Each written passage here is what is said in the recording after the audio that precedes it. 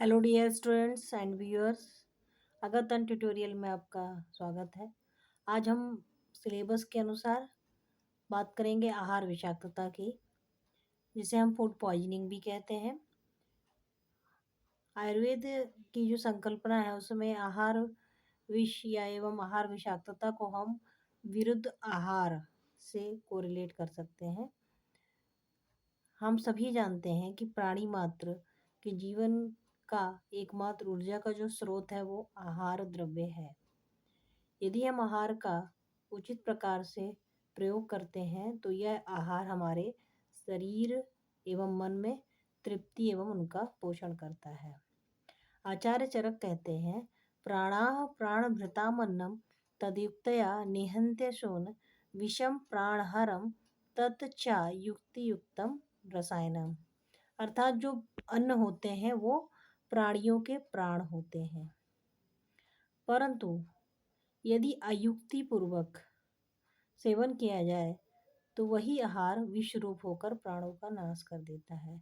और यदि हम युक्ति पूर्वक आहार का सेवन करते हैं तो वह हमारे लिए रसायन के तौर पे होता है।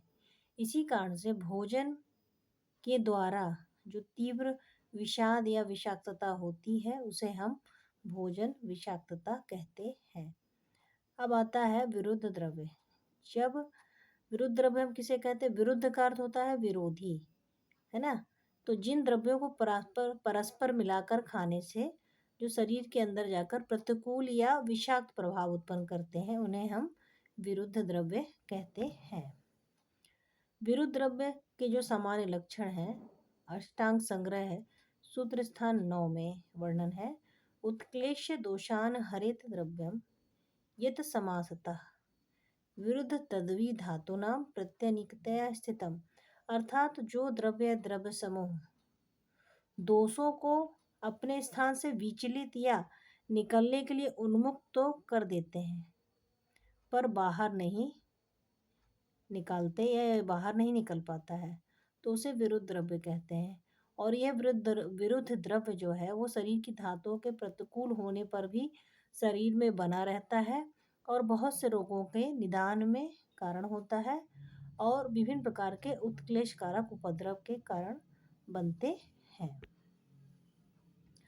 जो विरुद्ध द्रव्य का जो वर्गीकरण आया है, तो आयुर्वेदीय वर्गीकरण यदि हम देखें तो आचार्य चरक ने सूत्र स्थान अध्याय 26 में, अष्टांग संग्रह में, अष्टांग सुश्रुत संहिता में अध्याय 20 जैसे जो हिताहिती अध्याय है उसमें विरुद्ध आहार का वर्णन किया गया है, जिसमें कि सबसे सार्थक जो वर्णन है वो आचार्य चरक का है। तो सबसे पहले हम चरक का वर्णन लेते हैं। चरक ने जो विरुद्ध आहार बताए हैं उनकी संख्या 18 बताई है। 18 प्रकार के विरुद्ध आहार उन्होंने बताए हैं। तो इससे यदि हमें ट्रिक से 18 नाम कॉम्पिटिटिव एग्जाम में पूछे जाते हैं और उनकी उसका अर्थ भी पूछा जाता है कि इसका क्या मतलब होता है। जैसे क्रम है तो क्रम का मतलब क्या होता है, क्रम विरुद्ध क्या होता है। तो हमें इसको ट्रिक से यदि हम याद करें तो यदि हम अक्षरों से ले लें, जैसे देश दोष, देश दोष, काल कोष्ठ क्रम, वीर्य, अग्नि अवस्था, मात्रा, सा से 4 है, सात में संस्कार संयोग संपत्त, परिहार पाक उपचार विधि और हृदय। इस तरीके से ये 18 हो गए। रिपीट कर देते हैं। देश दोष, दा वाले देश दोष, काल कोष्ठ क्रम, वीर्य, अग्नि अवस्था, मात्रा, सात में संस्कार संयोग संपत्त, परिहार पाक उपचार विधि हृदय।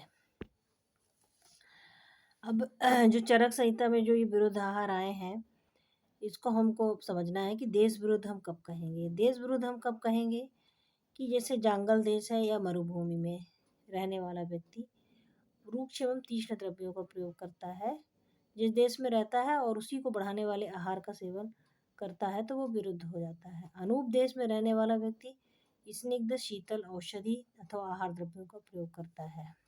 अनूप देश मतलब ठंडे प्रदेश में रहने वाला। अब आता है काल विरुद्ध। काल का अर्थ होता है कि जैसे ठंडी का समय है, ठंडी के समय यदि वो और शीतल और रुक्ष आहार का सेवन करता है तो वह काल विरुद्ध होगा।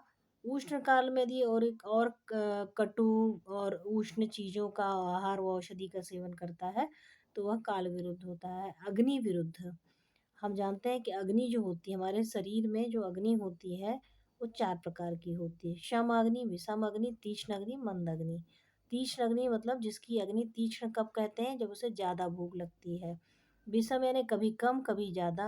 मंद मतलब इसकी कम भूख लगती है। शम मतलब नॉर्मल जैसा होना चाहिए। तो यदि वो अपनी अग्नि के विरुद्ध आहार लेता है, जैसे कि यदि किसी की अग्नि तीक्ष्ण है और कम आहार लेता है तो वो अग्नि विरुद्ध कहलाएगा। मात्रा विरुद्ध, जैसे मधु और घी को समभाग में यदि मिलाकर सेवन किया जाता है तो वह विष का काम करता है, इसलिए मधु और घी असमान मात्रा में सेवन करना चाहिए। साथ में विरुद्ध, साथ में का मतलब ये होता है कि जो हमारे लिए हितकारी हो गया है। जैसे कोई व्यक्ति कटु और उष्ण आहार का अभ्यस्त है और उस व्यक्ति को शीतल आहार दिया जाए तो वह उसके सात्विक के विरुद्ध हो जाएगा।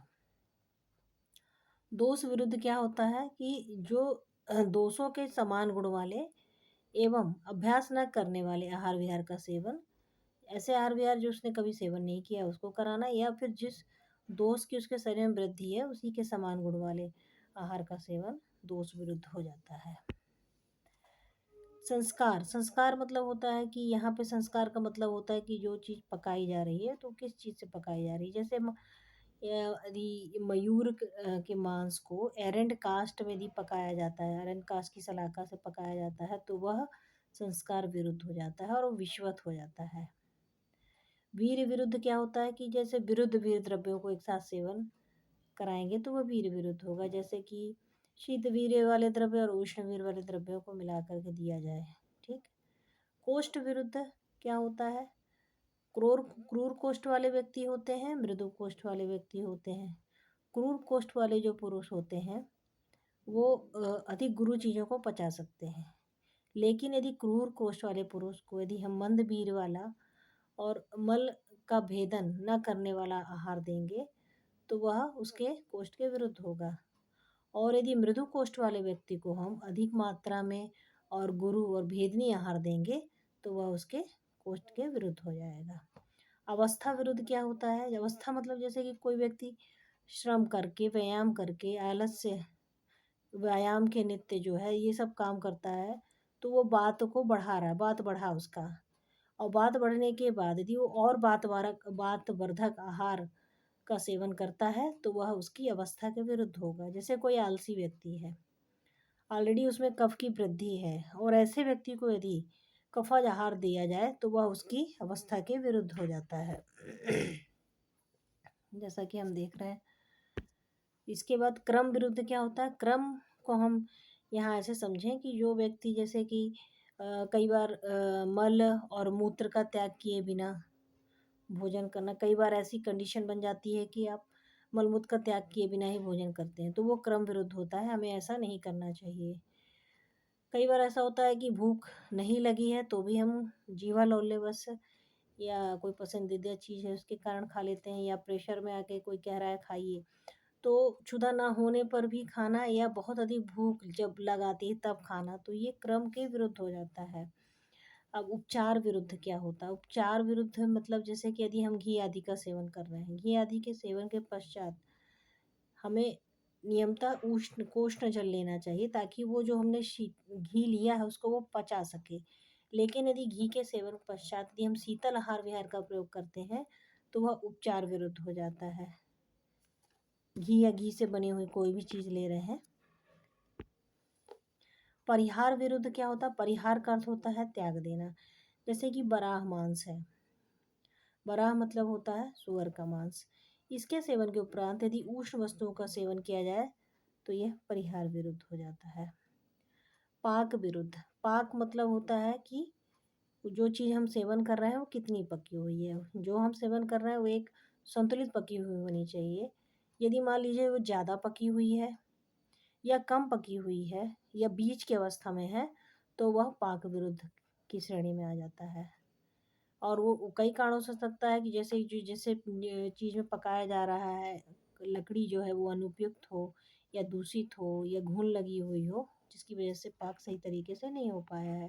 केला एक एग्ज़ाम्पल के तौर पे रखा वो दिखाया गया है यहाँ पे।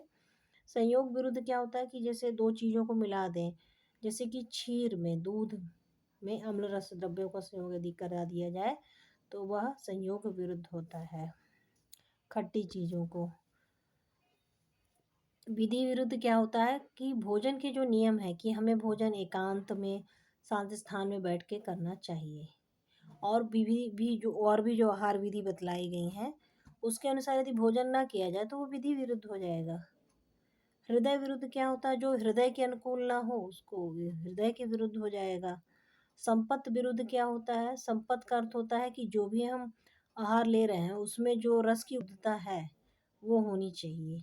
यदि उसमें ऐसा नहीं है, यानी जिस औषधि आहार द्रव्य में उचित रूप से रस का उद्भव ना हुआ हो या ज़्यादा हो गया हो, तो उसमें जो रस प्रारंभ से ही विकृत हो गया होता है, तो उसे हम संपद विरुद्ध कहते हैं।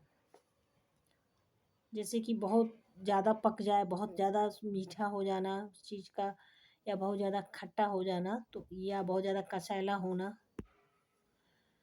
तो जो ये तो चरक का वर्गीकरण था। अष्टांग संग्रह में जो आया है, इन्होंने सूत्र स्थान 9 में वर्णन किया है और सुश्रुत संहिता में सूत्र स्थान 20 में आया है।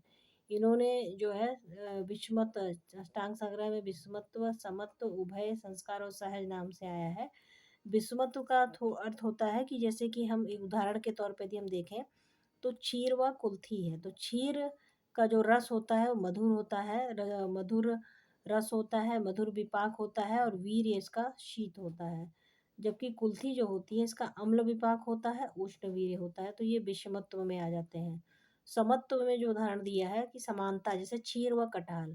क्षीर में मधुर रस होता है, मधुर विपाक होता है, और कटहल में जो होता है वो रस इसमें जो है मधुर होता है, लेकिन इसका वीर्य जो होता है वो उष्ण होता है। ठीक है। इसी तरीके से उभय में यदि हम देखें, उभय में भी दोनों का उदाहरण आया है, क्योंकि जो क्षीर होता है मधुर विपाक होता है और कटहल भी मधुर विपाक होता है, लेकिन कटहल का जो वीर्य होता है वो उष्ण होता है और क्षीर का शीत होता है। तो कुछ चीज़ें समान हैं और कुछ विषम है।